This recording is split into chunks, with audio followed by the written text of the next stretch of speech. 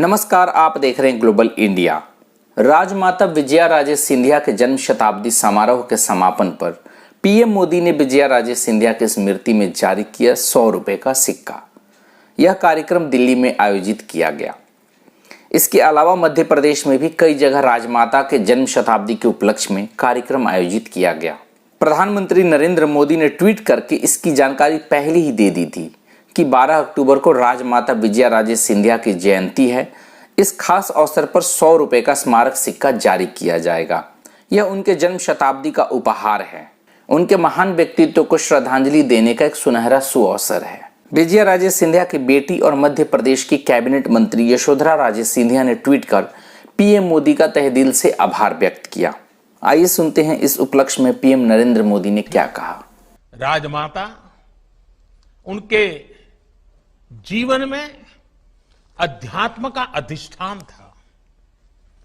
आध्यात्मिकता के साथ उनका जुड़ाव था। साधना, उपासना, भक्ति उनके अंतर मन में रची बसी थी। लेकिन जब वो भगवान की उपासना करती थी तो उनके पूजा मंदिर में एक चित्र भारत माता का भी होता था। भारत माता की भी उपासना उनके लिए वैसे ही आस्था का विषय था। मुझे एक बार उनसे जुड़ी एक बात कुछ साथियों ने बताई थी और मैं जब उस बात को याद करता हूं तो मुझे लगता है मैं भी आपको बताऊं। एक बार वो पार्टी के कार्यक्रम में मथुरा गई थी। स्वाभाविक था कि वहां राजमाता बांके बिहारी जी के दर्शन करने भी गई।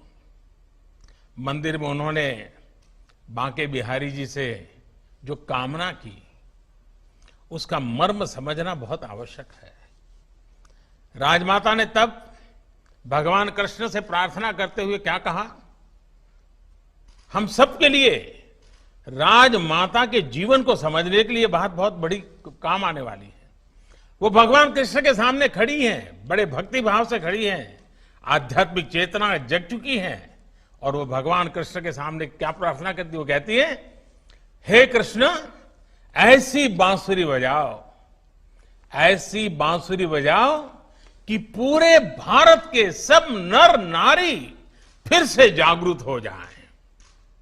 आप सोचिए, अपने लिए कोई कामना नहीं की, जो चाहा देश के लिए चाहा, जन जन के लिए चाहा और वो भी चेतना जगाने की बात की।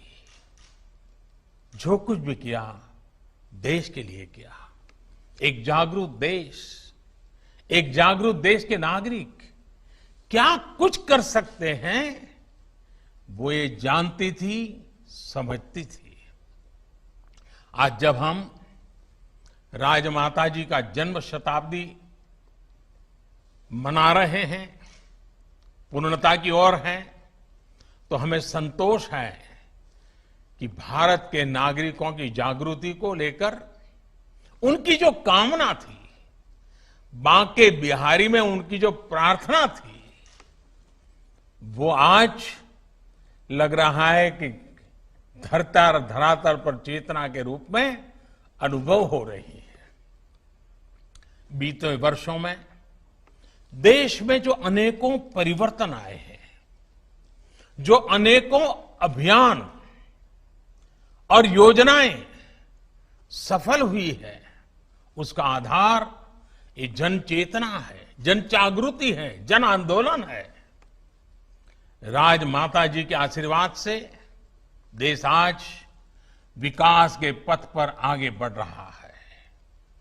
गांव, गरीब, दलित, पीड़ित, शोषित, वंचित महिलाएं आज देश की पहली प्राथमिकता में है। नारी शक्ति के बारे में तो वो विशेष तौर पर कहती थी कि जो हाथ पालने को झुला सकते हैं वह विश्व पर राज भी कर सकते हैं। आज भारत की यही नारी शक्ति हर क्षेत्र में आगे बढ़ रही हैं, देश को आगे बढ़ा रही हैं। आज भारत की बेटियां फाइटर जेट्स उड़ा रही हैं, नेवी में युद्धक की भूमिकाओं में अपनी सेवाएं दे रही हैं। आज 3 तलाक के खिलाफ कानून बनाकर देश ने राजमाता जी की उस सोच को, नारी सशक्तिकरण के उनके प्रयास को और आगे बढ़ाया है। देश की एकता अखंडता के लिए कश्मीर, भारत की एकता का सपना के लिए उन्होंने जो संघर्ष किया, जो प्रयास किया, उसका परिणाम आज हम देख रहे हैं। आर्टिकल 370 खत्म करके देश ने उनका बहुत बड़ा सपना पूरा किया है। और यह भी कितना अद्भुत संयोग है कि राम जन्मभूमि मंदिर निर्माण के लिए उन्होंने जो संघर्ष किया था, उनकी जन्म शताब्दी के साल में ही उनका ये सपना भी पूरा हुआ है। और जब राम जन्मभूमि की बात निकली है तो मैं जरूर कहना चाहूंगा कि जब अडवाणी जी सोमनाथ से अयोध्या की यात्रा के लिए चले थे और राजमाता साहब उस कार्यक्रम में रहे, ये हम सबकी भी इच्छा थी और राजमाता जी भी चाहती थी कि ऐसे महत्वपूर्ण अवसर पर उनका होना चाहिए। लेकिन कठिनाई ये थी, उन समय नवरात्रि के पर्व चल रहे थे और राजमाता साहब नवरात्रि में अनुष्ठान करती थी और वो जिस स्थान पर अनुष्ठान करती थी वहां पूरा अनुष्ठान के समय छोड़ती नहीं थी।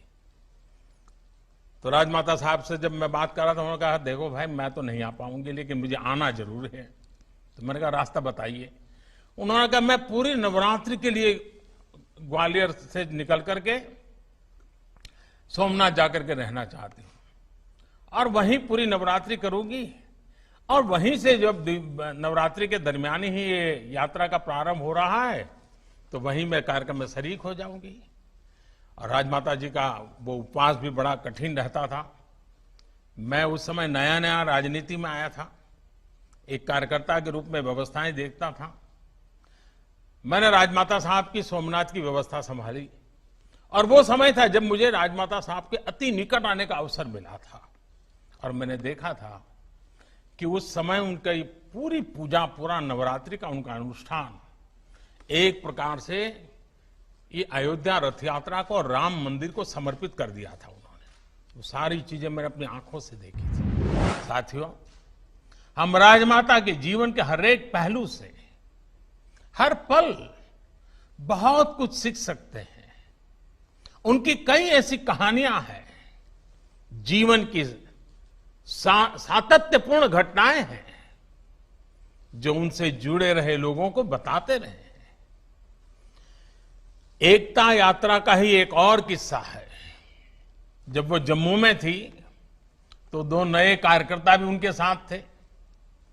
राजमाता दूसरे कार्यकर्ता का कभी कभी नाम भूल जाती थी तो बार बार पहले कार्यकर्ता से पूछती थी कि तुम गोलू हो ना, और दूसरे साथी का क्या नाम है। वो अपने छोटे से छोटे साथियों को उनके नाम से जानना, पहचानना पसंद करती थी। साथ के लोग कहते भी थे कि आप क्यों नाम की इतनी चिंता करती हैं, आप बस आवाज लगा दीजिए। लेकिन राजमाता उन्हें जवाब देती थी कि मेरे कार्यकर्ता मेरी मदद कर रहे हैं और मैं उन्हें पहचानूं तक नहीं, ये तो ठीक बात नहीं होगी। मुझे लगता है कि सामाजिक जीवन में अगर आप हैं, फिर चाहे आप किसी भी दल से, किसी भी पार्टी से हो, सामान्य से सामान्य कार्यकर्ता के प्रति ये सोच, ये भाव हम सभी के मन में होना ही चाहिए।